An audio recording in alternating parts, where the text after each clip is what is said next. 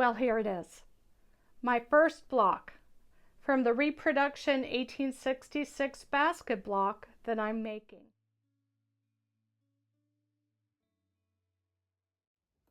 Welcome. My name's Angela Davis and I'm the 4am quilter. If you're new to my channel, welcome.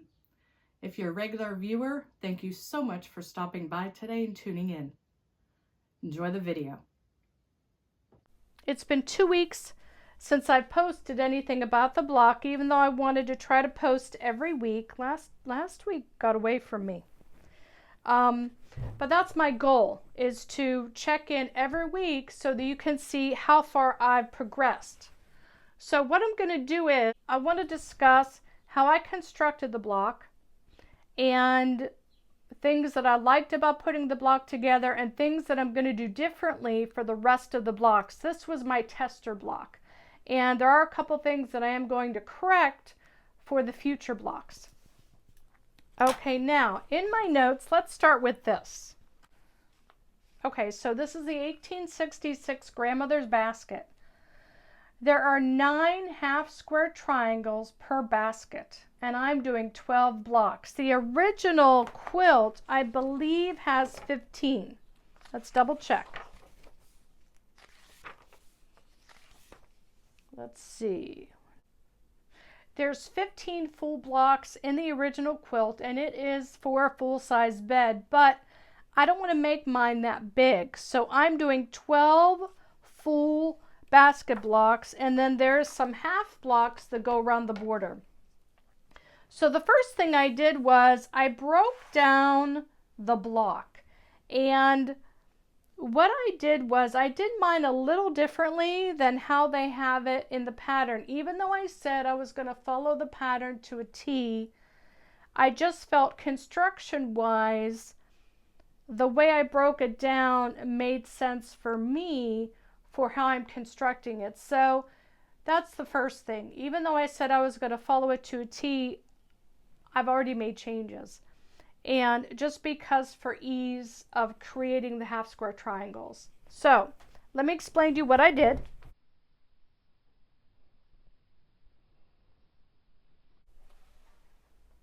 Okay, here's the original basket block. And the original block, I believe, finishes at 11 1/4 inches, and they use a triangle pattern. They use a triangle pattern to create all of these triangles. What I did was I broke the block down into half square triangles. I also broke it down into the pieced half of the block and the applique half. So the applique half is separate from the pieced half. So this is what I did. I looked at it in columns. So there's 1, 2, 3, 4, 5 columns. Now remember, this half ends here. Okay, so we're just looking at the basket. So what I did was I tried to visualize all the half square triangles. So here's one strip. Right here is a half square triangle. Here's a solid square. This is not a half square triangle. This is just a triangle because remember, this half is the applique. And then when you go underneath that one in this column, here's a half square triangle, here's a half square triangle, and here is a half square triangle, and here is a half square triangle. Then we go to the third column. This is just a part of a triangle. Here's one half square triangle, here's another half square triangle. This is one strip. In 1, 2, 3, in the fourth column, I have one full half square triangle and I have a part of a triangle. And in the fifth column, I have one half square triangle. No, I'm sorry, I don't. I have one part of a triangle. So with that being said, I have 1, 2, 3, 4, 5, 6, 7, 8. Is that 8? If I'm making 12 blocks, I need, if I'm making 12 blocks, I need 96 half square triangles. Now, You know that when you make one half square triangle, okay, when you cut two squares and you put them on top of one another and you draw the line and you stitch on either side of the line and then you cut, one square makes two half square triangles. So half of 96 is, I thought I had this figured out. Oh, 48. So I need 48 squares in the blue and the white. I made strips. The strip is 3 1/4 inches wide, okay? Each of these squares is 3 1/4 inches wide, and each square has a line drawn on the diagonal at a 45 degree. So what I've done is I've made long strips like this, okay, white on top of blue, and these drawn lines represent the cut lines, okay? So what I did was I started in one direction and I sewed a 1/4 inch down this side and I stopped here, went up this side.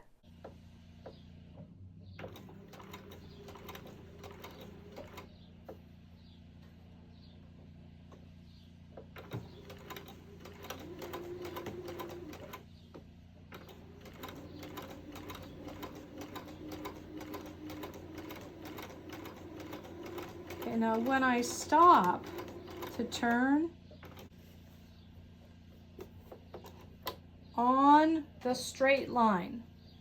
So here's my straight line which represents the side of my square. I'm doing my needle down on that line and I'm turning. And now where I'm positioned, I'm ready to come up this side of that 45 degree line. So I'm going to come up this side. Okay, once your strip is stitched, we're going to press it. Now, because this isn't cut yet, we can iron it, okay? We're not going to distort anything, all right? But just lightly, just a lightly quick press just to set the seams, okay? Now we're going to cut. Okay, now the lines, the drawn lines where the squares are, here, here, here, I'm going to cut.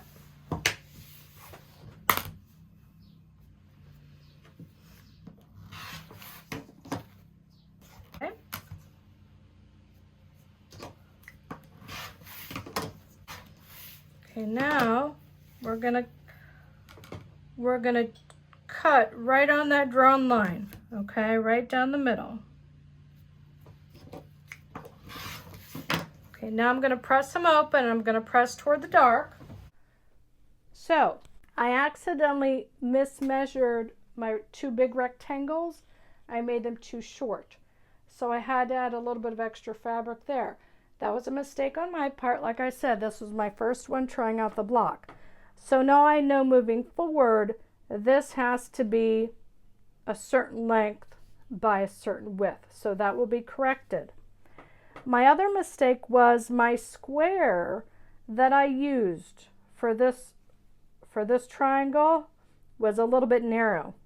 In my next blocks, I'm going to add probably 1 inch to 1.5 inches and overcut it, and this way I'd rather have a little bit more than not enough, because once I started stitching and appliquing, that tends to shrink up a little bit. So what I like about what I did with the block was I'm using the fast technique for making half square triangles. In this way I only have 4 triangles where I have to worry about the bias. So I'm happy with that. I'm also machine appliquing my flower, and I copied my flower, the shape that they had, and I played around with a couple different shapes, but I ended up going with the shape that they had. And then their leaf had more of a point on one end. I wanted sort of a soft curve. It's the only change I made. Okay, so Let me sit back down. Okay, now I'm very pleased in general with how the block turned out. I mean, isn't it just the sweetest block?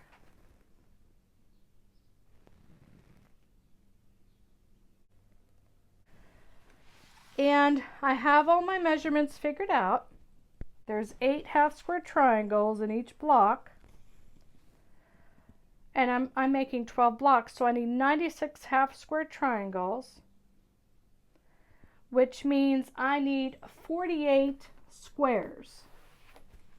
I need 48 of these squares that I showed you. Okay, and I already have these already measured and pre-cut over here on the table. So I'm very pleased with that. The flower, I use cardboard, and I did a couple different mock-ups of it. I made one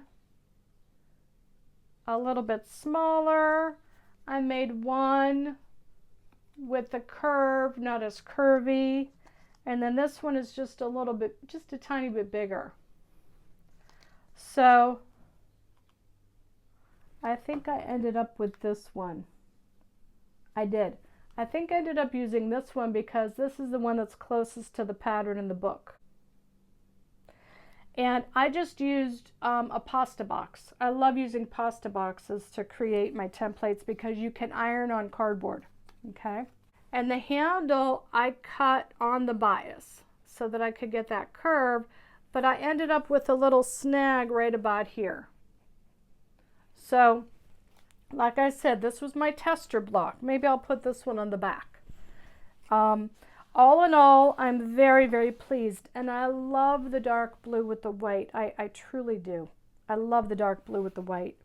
So, things I'm going to do differently. This strip here and here, I'm going to measure correctly. I'm going to make this triangle larger. And that's it. I'm really, really pleased with it.